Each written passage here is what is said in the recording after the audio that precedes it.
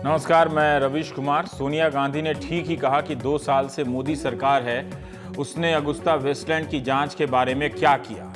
BJP के नेता अगर इसे ठीक से सुन लेते तो पलटकर पूछते कि उनकी सरकार के रक्षा मंत्री एके एंटनी ने फरवरी 2012 में जांच शुरू की, 2014 तक क्या गुल खिला पाए। इस पकड़ा पकड़ी में आप एक दर्शक के रूप में समझ पाते हैं कि जिन घोटालों पर खूब राजनीति होती है उनमें 2-4 जेल क्यों नहीं जाते हैं।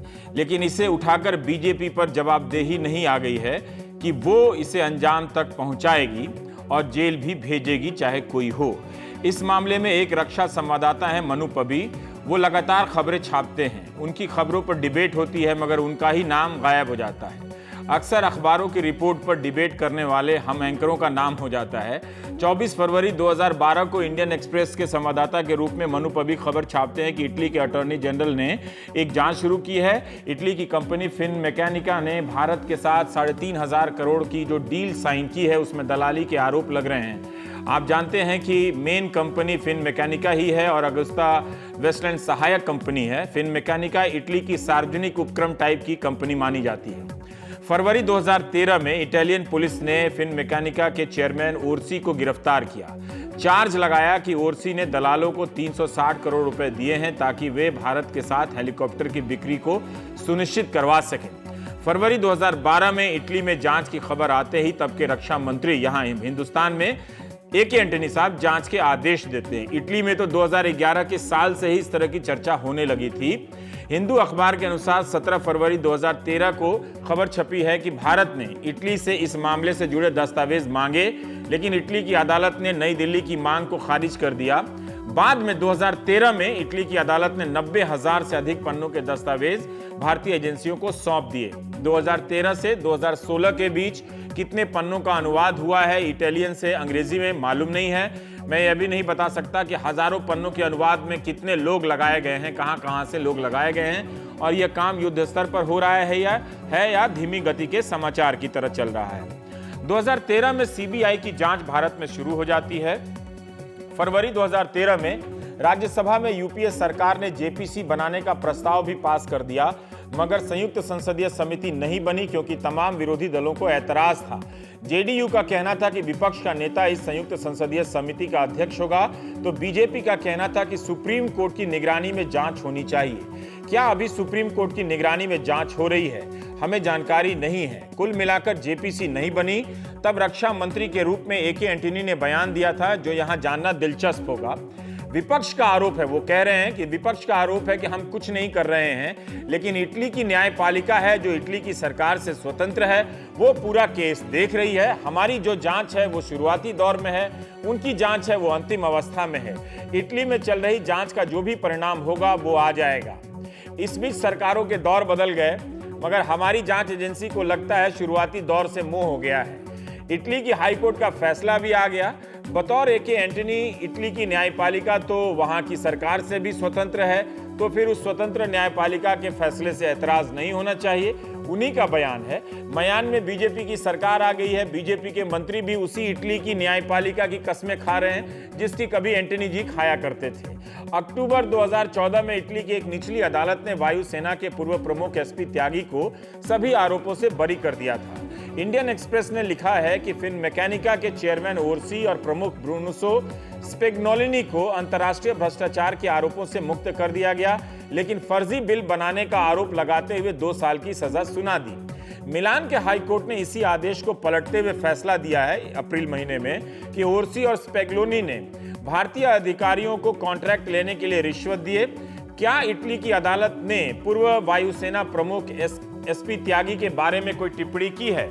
9 अप्रैल के इकोनॉमिक टाइम्स की रिपोर्ट के अनुसार मिलान हाई कोर्ट में यह बात साबित हुई है कि 3,565 करोड़ का अगुस्ता वेस्टलैंड का कॉन्ट्रैक्ट था जो 2010 में साइन हुआ, उसमें भारतीय अधिकारियों को रिश्वत दी गई। इसके अलावा फिनमेकैनिका के 2 बड़े अधिकारियों को अंतर्राष्ट्रीय भ्रष्टाचार और मनी लॉन्ड्रिंग का दोषी पाया गया।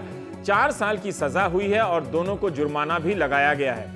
इस बीच अगुस्ता वेस्टलैंड के मामले पर 2012 के साल से रिपोर्टिंग करने वाले मनु पबी इंडियन एक्सप्रेस से इकोनॉमिक टाइम्स चले आए। मनु पबी ने 9 अप्रैल को इकोनॉमिक टाइम्स में खबर छापी और लिखा कि हाईकोर्ट के फैसले में लिखा है, उन्हीं की खबर का हिस्सा है कि इस डील के बदले 10 मिलियन यूरो त्यागी ब्रदर्स को दिया गया। इसका कुछ हिस्सा पूर्व वायुसेना प्रमुख एयर मार्शल एसपी त्यागी को मिला है। इस बात के पर्याप्त संकेत मिलते हैं। दो बिचौलिए हैं, हेस्की और गेरोसा। इनकी बातचीत की रिकॉर्डिंग से संकेत मिलता है कि त्यागी की भूमिका को छिपाने की कोशिश की गई।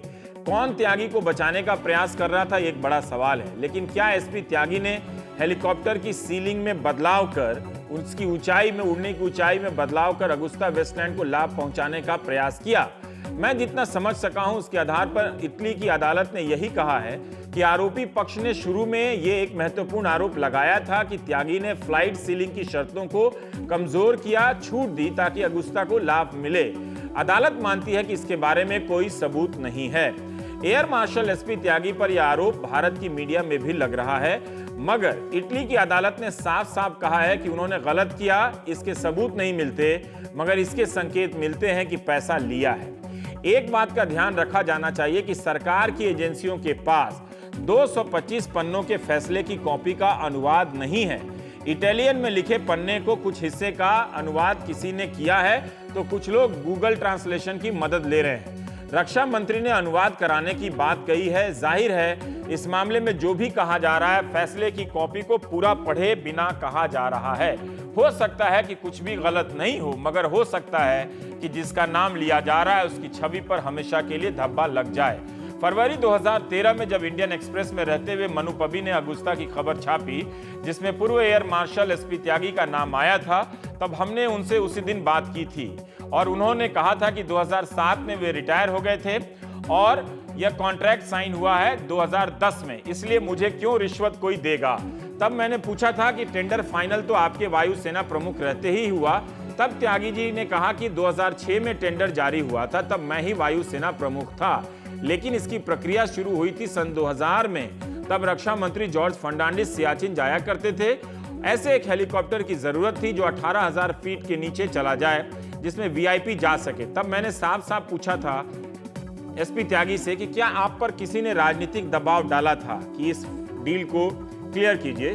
तब एसपी त्यागी ने साफ साफ कहा था कि कोई दबाव नहीं डाला गया था, बल्कि यह कहा था कि सरकार कोई प्रेशर नहीं डालती है। वो अपने जवाब में कहते रहे कि बदलाव रक्षा मंत्रालय के स्तर पर होता है, एयरफोर्स मुख्यालय सुझाव देता है, उसे अंतिम फैसले के रूप में शक्ल नहीं देता। हम इस पहलू पर बाद में आएंगे, लेकिन अभी सुनते हैं कि 2013 में त्यागी जी क्या कह रहे थे। तब यूपीए की सरकार थी। क्या ऐसा हो सकता है कि सरकार ने आप पर किसी प्रकार का दबाव डाला हो, आप पर किसी प्रकार का राजनीतिक रूप से आप पर यह प्रेशर डाला गया हो कि आप इस फैसले में तेजी लाइए और ज्यादा पहल कीजिए? जी, ये बिल्कुल गलत बात है। सरकार कोई प्रेशर नहीं डालती, सरकार बिल्कुल सीधा साफ काम कर रही थी। 2003 में ये बदली किए गए थे रिक्वायरमेंट्स, और प्रोफेशनल रीजंस की वजह से बदली किए गए थे। मेरे आने से पहले की बात है वो। और नहीं, किसी ने कोई दबाव नहीं डाला, ना कोई मिडलमैन ने दबाव डाला है, ना किसी सरकार ने दबाव डाला है। मैं इतना जानना चाहता हूं, इतना बता सकता हूं कि 2006 में ये आरएफपी जरूर इशू हुई थी, और उसके बाद इसका इवैल्यूएशन होता है, technical evaluation, trials, commercial evaluation, वो सब मेरे जाने के बाद हुआ है। उसके बारे में मैं टिप्पणी नहीं कर पाऊंगा। एक सवाल अब मैं आपसे रिश्तेदारों के बारे में जानना चाहता हूं कि जूली त्यागी से आपका क्या संबंध रहा है? ये जो 3 लोगों के नाम आए हैं, किस तरह की रिश्तेदारी रही है और कारोबारी रिश्ते किस तरह से रहे हैं आपके? जब मैं वायुसेना अध्यक्ष था तो बहुत कम संपर्क था इनसे। कुछ पारिवारिक रीजन से जो मैं कैमरे पे नहीं बात करना चाहता, हमारे बहुत कम संपर्क थे, पारिवारिक रिश्ते। लेकिन मेरे संपर्क उसके बाद रहे हैं उनसे, मतलब रिटायरमेंट होने के बाद। पूर्व वायुसेना प्रमुख, उम्मीद करता हूं कि आप जो कह रहे हैं, इस वक्त कह रहे हैं, वो आप सही सही कह रहे हैं, क्योंकि ये याद रखिए कि जब सीबीआई की जांच हो रही है और इटली में जांच हो रही है, तो ये सीबीआई आपके दरवाजे पर भी दस्तक देगी। और आपका ये इंटरव्यू चूंकि पब्लिक में है और सब जानते हैं और आपने अभी क्या कहा है, तो क्या आप इतने आश्वस्त हैं कि आप जो कह रहे हैं वो बिल्कुल इस वक्त पे सही सही कह रहे हैं? ये बहुत अजीब होगा, बहुत शर्मनाक होगा, लेकिन बस यही है, यही कह सकते हैं कि इंक्वायरी हो जल्दी से और सारी बात सामने आ जाए। सब इंक्वायरी की मांग कर रहे हैं, बात कर रहे हैं। तब त्यागी जी साफ साफ कह रहे थे कि सरकार बिल्कुल सीधा और साफ काम कर रही थी, पेशेवर कारण से बदलाव किया गया है। अब क्या कहना है सरकार के बारे में मालूम नहीं, मगर पहले की तरह अब भी वे यही कह रहे हैं कि जो भी बदलाव हुआ वो रक्षा मंत्रालय के स्तर पर हुआ। इटली की अदालत ने भी अपने फैसले में कहा है कि इसके प्रमाण नहीं मिलते हैं कि त्यागी ने फ्लाइट सीलिंग की शर्तों को बदलकर अगुस्ता वेस्टलैंड को लाभ पहुंचाया। जब इटली की निचली अदालत ने उन्हें आरोप मुक्त किया था, तब हमारे रक्षा संपादक नितिन गोखले जब एनडीटीवी में थे, उनसे बात करते हुए वायुसेना के पूर्व प्रमुख एसपी त्यागी ने कहा था कि 1.5 साल से तनाव में था, मेरी जीत हुई है। लेकिन जब इसी महीने मिलान के हाईकोर्ट ने निचली अदालत का फैसला पलट दिया, तो त्यागी जी ये कहकर कि त्यागी को रिश्वत दी गई है उसका कुछ हिस्सा, तब हमारे सहयोगी राजीव रंजन फिर से उनके पास गए बात करने के लिए। एसपी त्यागी ने कहा कि फैसले की कॉपी नहीं मिली है, इसलिए कुछ कहना इस वक्त ठीक नहीं रहेगा। एक चीज याद रखें कि भारत सरकार भी इसमें, इस मुकदमे में इन्वॉल्व थी। हम पार्टी थे इसमें, हम मीनिंग भारत सरकार पार्टी थी। अगर भारत सरकार पार्टी थी तो एक चीज़ और याद रखें कि जो भी कोई एविडेंस उस कोर्ट में पेश किया गया है वो सब हमारे पास भी अवेलेबल है। हमारे मतलब इन्वेस्टिगेटिव एजेंसी जो भारत सरकार की हैं उनके पास अवेलेबल है। अगर हम ये मान लें कि भारत सरकार ने कुछ कागजात उनको नहीं दिए, ऐसा उनका कहना है, तो ये तो हमारा पर्सनल मतलब डिसीजन है हमारी सरकार का, जो हम देना चाहेंगे वो देंगे। किसी विदेशी सरकार को सारे कागजात सारी फाइल थोड़ी पकड़ा देते हैं, तो ये बिल्कुल सही है। लेकिन एक चीज़ बता दूँ, वो जो कागजात अगर हमने नहीं दिए, मुझे पता नहीं है वो क्या कागजात हैं, लेकिन हमारी इन्वेस्टिगेटिव एजेंसीज को तो एक्सेस है उनमें, वो कागज़ हमारे पास तो है ना। तो हमारे पास वो सारा एविडेंस है जो उस कोर्ट के पास था। हमारे यहाँ भी सीबीआई जांच कर रही है, ईडी जांच कर रही है, आपसे पूछताछ हो रही है। हाँ जी 3 साल से इसकी जांच चल रही है और मेरे ख्याल में, मैं मेरे को अंदाज़ा लगा रहा हूँ, कोई 100 लोगों को एग्जामिन कर लिया गया है। 3 साल से जांच चल रही है। एसपी त्यागी ने कहा कि बहुत सारे जो दस्तावेज हैं फैसले को, इसे पहले पूरा पढ़ना ज़रूरी है क्योंकि गूगल ट्रांसलेशन से बात समझ में नहीं आती है। ये बात भी ठीक है, मगर एयर चीफ मार्शल को रिश्वत की रकम दी गई है, ये आरोप उतनी ही शर्मनाक है जितनी भारतीय नेताओं को रिश्वत दिए जाने की बात। वायुसेना के मनोबल और छवि के लिए जरूरी है कि एसपी त्यागी के मामले में जांच का नतीजा जल्दी आए। खबर है कि प्रत्यर्पण निदेशालय उनसे फिर से पूछताछ करने वाला है। आप सोच रहे हो कि इस मामले को इटली के सुप्रीम कोर्ट में भी चुनौती दी जाएगी। हो सकता है कोई जाए वहां पर, मगर वहां का सुप्रीम कोर्ट केस के तथ्यों और सबूतों पर दोबारा से विचार नहीं करता है। सुप्रीम कोर्ट सिर्फ कानूनी समीक्षा करेगा कि फैसला कानून के आधार पर दिया गया है या नहीं। अब आते हैं, जब इटली के साथ साथ भारत में यह मामला सार्वजनिक हुआ तब क्या हुआ। हमारे सहयोगी राजीव रंजन ने वायुसेना के पूर्व सह प्रमुख एयर मार्शल पीके बाराबोरा साहब से बात की। राजीव, इस संदर्भ में बात करने गए कि क्या हेलीकॉप्टर की ऊंचाई, उड़ने की ऊंचाई बदलकर पूर्व वायुसेना प्रमुख लाभ पहुंचा सकते थे उस कंपनी को? क्या उनका ऐसा अकेले का फैसला हो सकता था? क्या सरकार के दबाव में भी ऐसा किया जा सकता है? पूरी प्रक्रिया क्या है, ये राजीव उनसे बात करने गए। सर, आरोप है कि जो उस समय के चीफ थे, एयर चीफ त्यागी, उन्होंने सीलिंग हटा दी, हाइट घटा दी, ताकि कॉन्ट्रैक्ट जो है अगुस्ता को मिल जाए। ये गलत बात है। ये डिसीजन एक आदमी का हो नहीं सकता है। ये डिसीजन वीवीआईपी हेलीकॉप्टर के बारे में बहुत सारे लोग बैठकर डिसाइड करते हैं। वो सिंगल पर्सन डिसीजन नहीं है, जॉइंट डिसीजन होता है। इसलिए कि जब उन्होंने ये हाइट दिया था पहली बार आरएफआई में, मेरे ख्याल में 6 किलोमीटर जब था, और आरएफआई जब आने लगे वैसा लग रहा था कि सिर्फ एक सिंगल वेंडर होंगे, और उस टाइम का डीपीपी जो रूल पोजीशन थे, सिंगल वेंडर को अवॉइड करना चाहिए। दोज डेज अब मल्टीपल वेंडर्स आने से क्या होता है, the overall the competition becomes better and maybe we could get the best helicopter at the correct price. ये अकेले नहीं कर सकते, तो बहुत सारे कई सारे एजेंसी होती थी। कौन कौन, जैसे कुछ बता सके? वो एनएसए होंगे वहाँ definitely. Okay, then your security, NSA of course is the head of that, so you can say many other departments come under him. which is most important. Of course, MOD का होंगे ही, defence secretary, DG acquisition, वो लोग तो होंगे ही. कौन कौन लोग कैसे होते हैं कि भाई हमें ये हेलीकॉप्टर खरीदना है, नहीं खरीदना है, क्या? Ministry and the government of India. Ministry of Defense and the government of India. और एयरफोर्स का रोल इसमें नहीं होता है खरीदने में? नहीं, तो आप क्या बताते हैं, एयरफोर्स क्या बताइए उसमें? एयरफोर्स आते हैं as a facilitator to give the specialised information to the ministry and the government that your requirement of the VVIP helicopter इस तरह से मीट किया जा सकता है. उसके बाद decision is left up to the ministry. Air force अपना व्यूज देंगे, जैसे हमने MMRC में बोला था कि यही 2 जहाज फिट करता है, बाकी फिट नहीं करता. But the decision is up to the government. वहाँ DPP में लिखा है कि the final decision is of the government, it is not of the air force. एक कमीशन एजेंट हैं, दलाल हैं, तो आपको लगता है कि वो फाइल से जुड़ी हुई डॉक्यूमेंट्स दिखना चाहिए तो उन्हें से अगुस्ता का और उसमें शामिल होना चाहिए था? मेरा बेटा है, वो क्या करते हैं अपना जिंदगी के लिए, खाना पीना के लिए, वो उसका काम है. Similarly I presume that Tyagi's relations or cousin brothers etc. they were doing their own business. What has it got to do with the chief of air staff? Yes, people will say if the chief is Tyagi and these two are Tyagi and they are the brokers or whatever agents for a thing, you could say that, oh, कुछ होगा शायद. 2012 में जब यह मामला उठा, उसके दूसरे ही दिन रक्षा मंत्रालय ने इटली के दूतावास से, भारतीय दूतावास से तथ्यों का पता लगाने का आदेश दिया. 12 फरवरी 2013 को रक्षा मंत्रालय यह मामला CBI को सौंप देता है. जनवरी 2014 में भारत ने अगुस्ता वेस्टलैंड के साथ डील कैंसिल कर दी. अगुस्ता के 3 हेलीकॉप्टर जब्त कर लिए गए. गारंटी के रूप में अगुस्ता को जो पैसे दिए गए थे उसे भी जब्त कर लिया गया. भारत में CBI और प्रत्यर्पण निदेशालय ED ने जांच शुरू कर दी और ये बहुत अगले स्तर पर है. CBI ने कहा है कि भारत की तरफ से जांच का काम पूरा हो चुका है. सभी गवाहों के बयान रिकॉर्ड हो चुके हैं. 8 देशों में लेटर ऑफ रोगेटरी भेजा गया है. यह पत्र दूसरे देशों की अदालतों को सहयोग के लिए लिखा जाता है. अभी तक Italy, British virgin island, UK, Tunisia से जवाब आ गया है.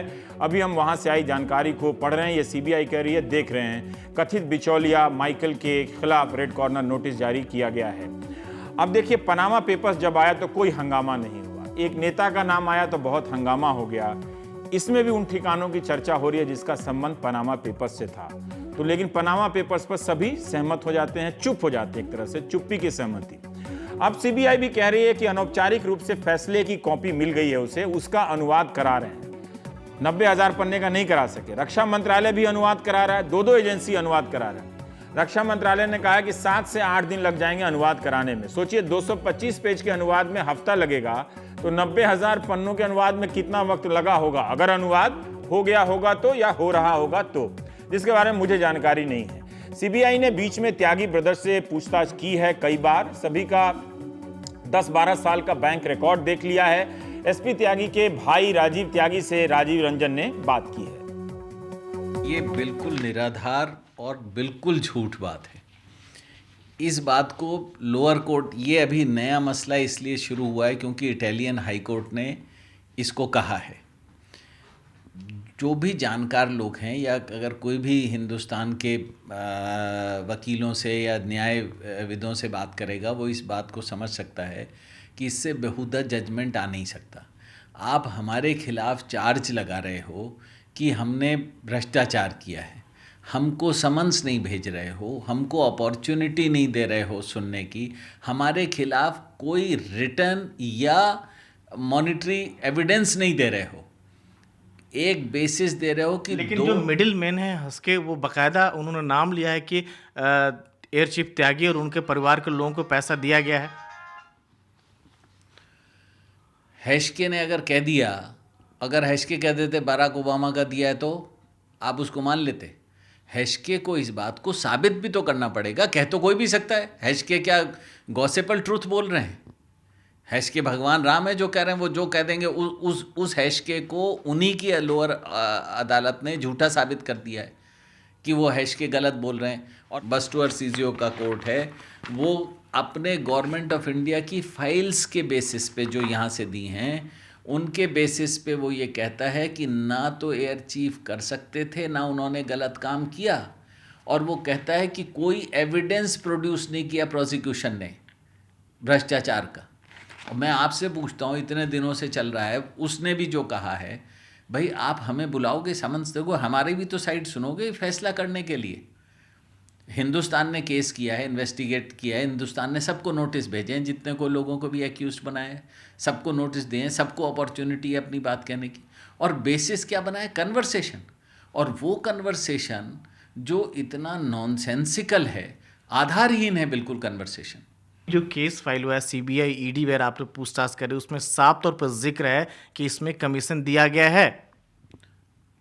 जो वीडियो ने कहा है, सीबीआई ने अगर ये कहा होता तो सीबीआई तो अब तक चार्जशीट कर देती ना। आपसे और ईडी से, सीबीआई ईडी ने पूछताछ किया ना आप भाइयों से, बिल्कुल किया ना। और आपका नाम भी है आरोपी में से।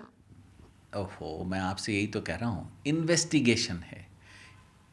जो बात हुई उस पे सीबीआई ने इन्वेस्टिगेट किया। सीबीआई ने इन्वेस्टिगेशन में हमसे पूछा कि ये आपके पास वो हैं, हमने उनको अपने सारे रिकॉर्ड सबमिट कर दिए, 12 साल के, 15 साल के, सारी इन्फॉर्मेशन उनको दे दी, income tax records, bank statements, property record सब दे दिए। अब हमने उनसे कहा ये हमारा कोई फॉरेन बैंक अकाउंट नहीं, अगर हमारा कोई वीडियो कह रहे हैं कि अगर है, आप मखौल और मजाक देखिए कि हम पे चार्ज लग रहा है कितने का? 100 करोड़ का। 100 करोड़ में पैसा ऑगस्टा वेस्टलैंड किसको देती है? आईडीएस को, ट्यूनीशिया में। वो कंपनी खोलते हैं एरोमेट्रिक्स में, हम दोनों जगह नदारद हैं। अगर हमने पनामा पेपर्स के मामले को गंभीरता से लिया होता तो ये सारे तार समझ में आते। एयर मार्शल एसपी त्यागी से पहले भी पूछताछ हो चुकी है और प्रत्यर्पण निदेशालय ने कहा है कि फिर से पूछताछ होगी। कहा जाता है कि सीबीआई को भी पुख्ता सबूत नहीं मिले हैं कि इनके पास पैसा आया है या नहीं।